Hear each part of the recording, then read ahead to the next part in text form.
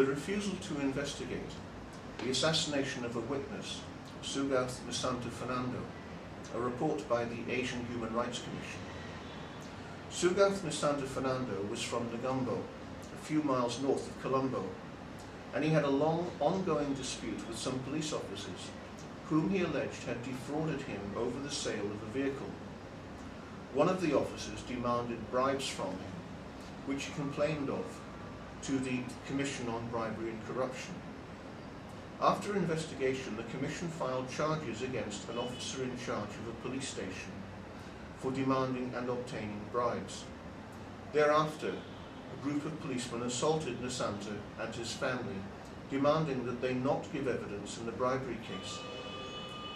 All his family members, including his 2 children, received injuries due to this attack. Nishanta and his wife sought advice from a lawyer and filed a fundamental rights application before the Supreme Court, which, after listening to the parties, granted leave to proceed. 12 police officers, including a senior police officer, were respondents and asked to file a response to the petition. During this time, on the 23rd of June 2008, while he and his wife were travelling in a 3-wheeler, they were stopped by 2 persons whom they knew and were told to withdraw the petition filed in the Supreme Court within 24 hours, or they and their family would be killed. Nishanta returned home immediately, and then these same 2 persons, with a 3rd person who was also known to them, arrived at their house and once again told them that they must withdraw the petition against the police, and if they did not, the Negombo police had given these men permission to kill him. In an affidavit filed by Nishanta, he had this to say about the incident. As we were frightened by this threat, we turned the 3-wheeler back and returned home.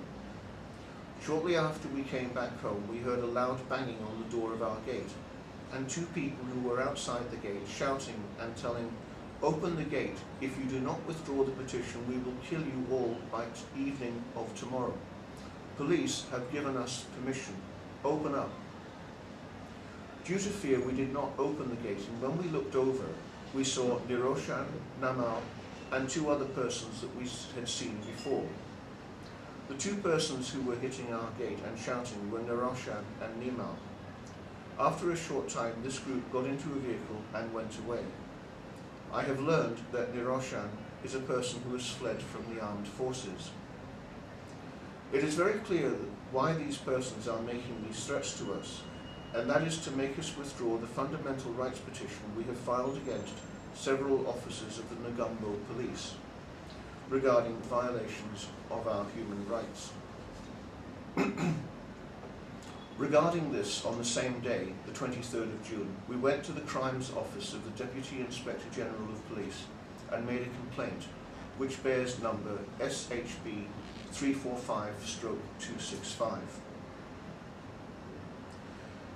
This complaint, with the affidavit, was made to the Deputy Inspector General of Police of the area, the Inspector General of Police, the Human Rights Commission, and the National Police Commission.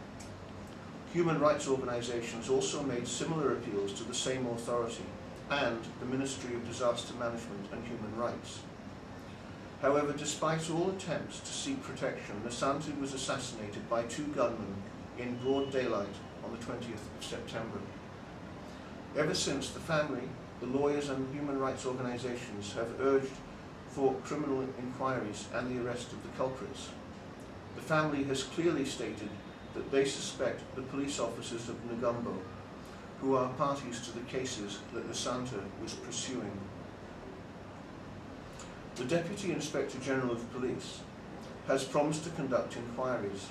However, 4 months have passed, but the police have failed to identify the perpetrators of this crime.